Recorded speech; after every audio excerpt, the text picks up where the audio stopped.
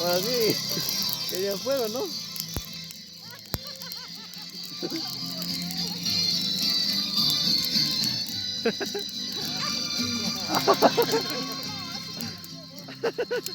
¿Dónde está? ¿Pero querían fuego? Queremos fogón.